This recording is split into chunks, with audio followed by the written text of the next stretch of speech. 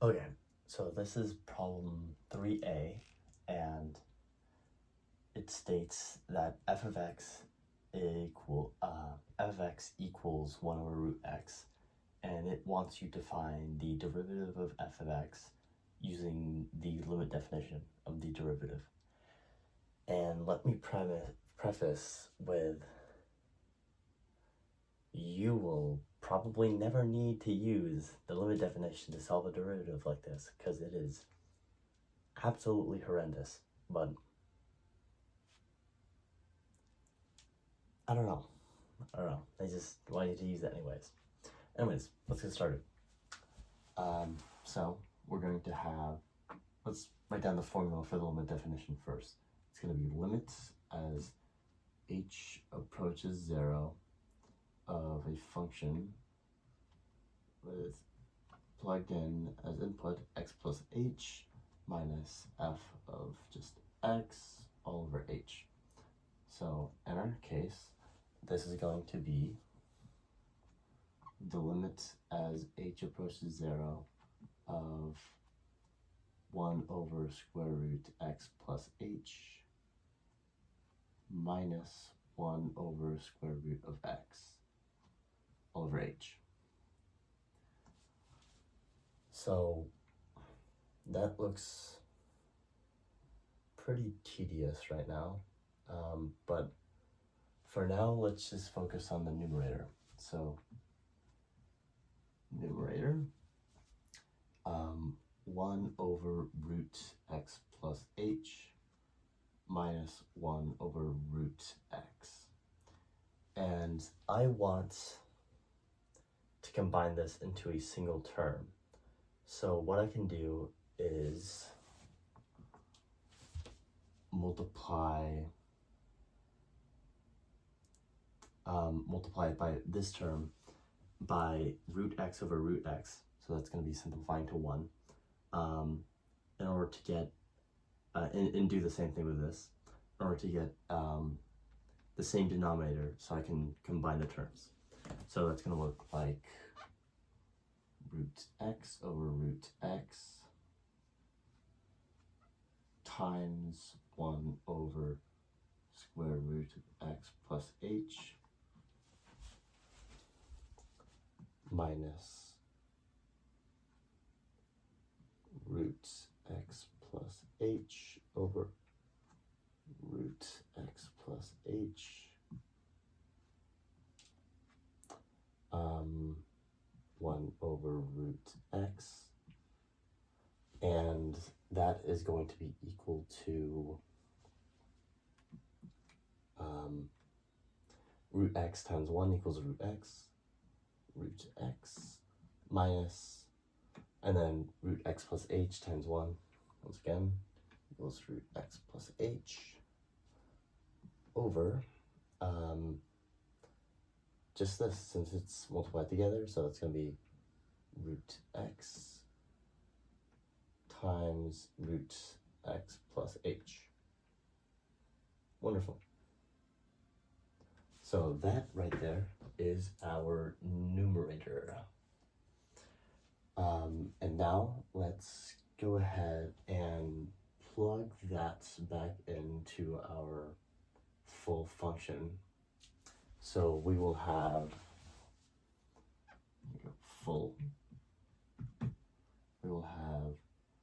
root x minus root x plus h over root x times root x plus h all over h. Oopsie daisy. All over h.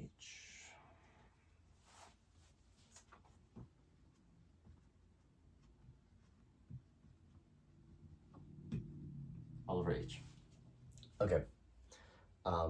Now what we can do is, I don't like this second fraction line, so we can just do a bit of flip and multiply. So, you know, the whole 1 over h ordeal to get rid of that h over there, which will give us root x minus root x plus h over root x x plus h multiplied by h. Okay. Now, from here, we can go ahead and multiply by the conjugate to simplify the numerator.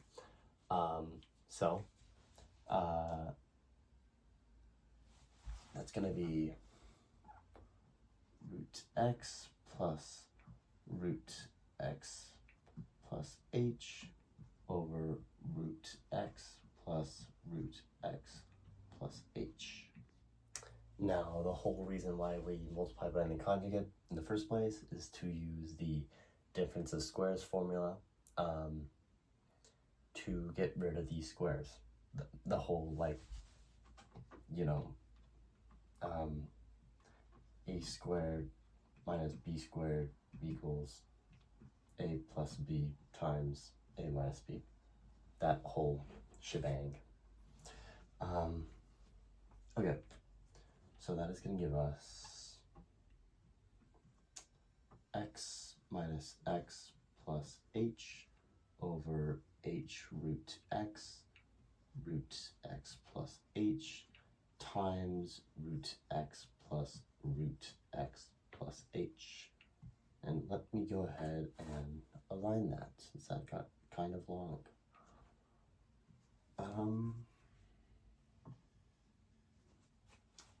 X minus x plus h. And you can see here now that we can cancel out a couple of things. First of all, these x's, x minus x equals 0. And these two h's, that's going to cancel out since we have them in all terms in both the numerator and denominator. So it's going to leave us with, let me start off with the denominator first. Root x plus h times root x plus h over 1. And now what we can do is finally take our limit. So let's go ahead and plug in 0 for all of this. These h's are just going to cancel out, right? And it's going to leave us with root x times root x times root x, a lot of root x's, plus root x over 1.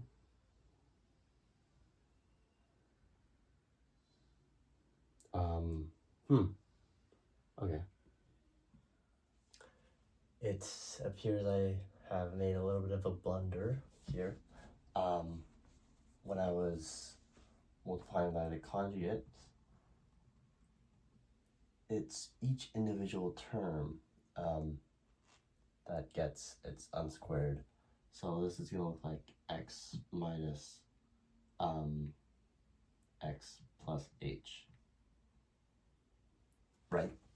Because you recognize that in the whole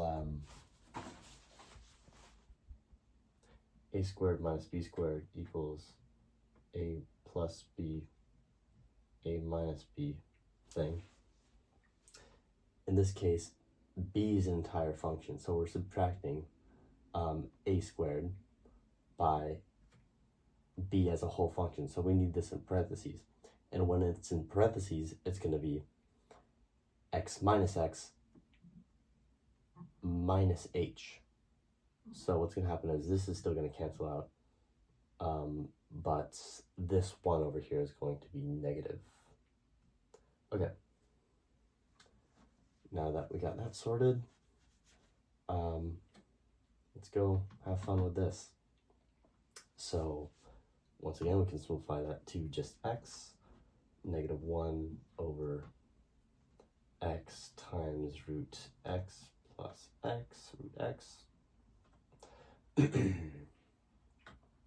And this is just going to equal 1 over x times 2 root x. It's again negative. And that finally fully simplified is going to be 1 over 2x root x negative. And that is our derivative of f of x using limit definitions. Isn't it crazy how there's how many parts this? 4 more parts.